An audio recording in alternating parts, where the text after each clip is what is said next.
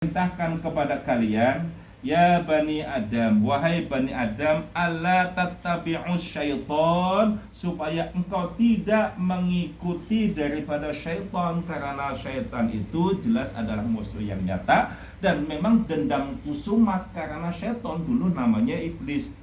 Syaitan atau iblis itu dulu namanya Ajazil. Ajazil ini adalah makhluk Allah yang paling dekat dengan Allah, sampai surga sudah dikelilingi oleh Ajazil. Bahkan langit dari 1 sampai 7 pernah diinjak-injak oleh Ajazil. Karena Ajazil orang makhluk yang ahli ibadah kepada Allah, sampai di setiap tempat ia berpijak pernah bersujud selama 2000 tahun. Gara-gara Nabi Allah Adam dikeluarkannya dia dari surganya Allah. Sampai-sampai belum tercipta nih Nabi Adam waktu masih dalam bentuk patung, patung ataupun bentuk tanah yang ditumpuk-tumpuk untuk dijadikan sebagai khalifah fil ardh. Saking gedeknya dan mulai kecemburuan itu datang. Cemburu itu datangnya dari setan. Cemburunya setan, Ajazil pada saat itu, atau iblis pada saat itu. Cemburunya iblis karena akan menjadikan, kata Allah, akan menjadikan khalifah fil ardh, inni ja'ilun fil ardi khalifah, aku akan jadikan di bumi ini sebagai khalifah, yaitu yang dimaksud adalah Nabi Adam alaihissalam. Saking gedeknya diludahin itu sama iblis, saking gedeknya dan saking sewotnya rasa cemburu yang begitu besar. Diludahin, kenalah perutnya, bekas perut, bekas ludahnya iblis dikorek sama Allah, dibuang, jadilah anjing. Ya, makanya anjing kenapa itu nurut banget sama majikannya, awal mulanya dari ludahnya iblis. Itulah kenapa manusia, umat Islam kagak boleh melihara anjing. Sejarahnya dari situ. Ya, sejarahnya dari situ. Bekas ludahnya iblis. Dan ketika dikorek, jadilah pusar kita. Makanya kalau orang kesurupan, orang lagi sakit perut, orang lagi mules, orang lagi misalnya ada gangguan, yang dipencet apa? Pusernya. Orang lagi kembung atau dikasih minyak wangi ataupun apa, itu pusernya. Karena awal mulanya adalah ludahnya iblis. Kalau itu ada gangguan dari iblis, maka supaya tergangguan itu hilang, ditekan itu perutnya. Dulu ketika ada seorang wali namanya Juraij, ketika dituduh dia berzina dengan seorang pelacur, maka anak kecil lah yang menjawab daripada siapa yang telah memperkosa itu pelacur. Ditekan apanya? Perutnya, bocahnya. Ketika Nabi Yusuf difitnah, bukan Usuf ini, bukan. Ini Nabi Yusuf. Ketika difitnah bahwasanya dia telah menodai daripada Zulaikha, maka dihadirkan anak kecil, kemudian anak kecil itu ditekan oleh Nabi Yusuf. Dia ngomong bahwasanya Nabi Yusuf nggak bersalah. Kalau seumpamanya sobeknya di depan, karena kan bajunya Nabi Yusuf itu sobek, kalau sobeknya di depan berarti yang salah Nabi Yusuf. Berarti dia mau memperkosa, tapi si Siti Zulaikha kagak mau, akhirnya sobek daripada bajunya. Tapi kalau sobek yang di belakang, maka yang benar itu Nabi Yusuf. Berarti Nabi Yusuf menghindar untuk menodainya, dan akhirnya lari, ditariklah daripada bajunya sampai sobek. Dan dilihat ternyata yang sobek di belakang. Berarti Nabi Yusuf benar.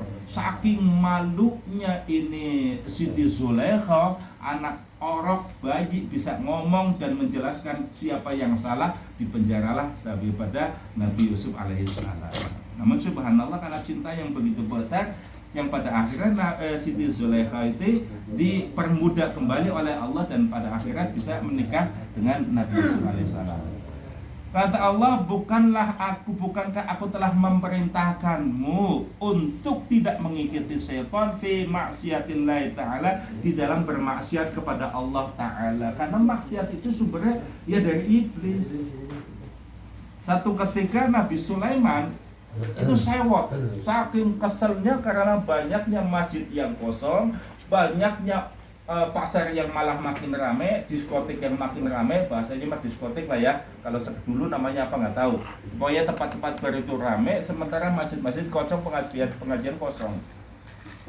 Akhirnya dia Nabi Sulaiman nanya kepada Allah, ya Allah, kenapa sih mereka hamba-hambamu kagak mau ke masjid, malah ramenya di tempat-tempat dugem, di kafe dan lain sebagainya, ramenya di pasar, sementara di masjid majelis taklim semuanya pada sepi. Kata Allah, Ya karena itu semua atas ulah iblis. Saking gedeknya ini Nabi Sulaiman kepada iblis, akhirnya minta izin kepada Allah, ya Allah, supaya mereka mau beribadah kepadamu, aku akan tangkap iblis ya Allah. Izinkan aku untuk menangkap iblis. Kata Allah, silakan kau tangkap iblis. Ditangkap itu iblis, masukin ke dalam kurungan selama 5 hari. Di hari pertama masjid penuh, musola penuh, majelis taklim penuh. Saking senangnya Nabi Sulaiman karena semuanya udah pada penuh karena berhasil nangkap iblis. Dia mau belanja, datang ke pasar, sepi ke orang dagang, ke diskotik, pengen lihat orang yang sedang bergembira juga nggak ada. Hari pertama, hari kedua juga begitu, hari ketiga juga begitu juga. Akhirnya nanya kepada orang yang ada di situ, ini kemana orang-orang yang biasa pada dagang di pasar, orang yang biasa pada dugem di tempat ini? Jawabannya apa? Mereka begitu takutnya kepada Allah sampai-sampai mereka tidak ada keinginan untuk berdagang, tidak ada untuk keinginan bersenang-senang, dan mereka semua sedang beribadah kepada Allah. Dilihat masjid yang lagi baca kitab, yang lagi zikir, yang lagi ibadah, yang lagi sholat. Begitu di majelis taklim dilihat lagi pada ngikutin ulama, sering bertanya ulama dan sebagainya. Coba pasar sepi, nggak ada yang dagang, tempat-tempat dugem juga sepi dan lain sebagainya. Akhirnya dilepasin lagi sama Nabi Sulaiman iblis itu. Begitu pas hari yang kelima dilepaskan, ternyata di pasar udah mulai rame lagi. Kemudian tempat-tempat keramaian, dugem, tempat kafe segala macam jadi rame lagi, masih jadi sepi lagi, musola jadi sepi lagi. Ini ada 2 ikhtibar, ada 2 pembelajaran. Yang pertama, kalau Allah mau hamba supaya pada iman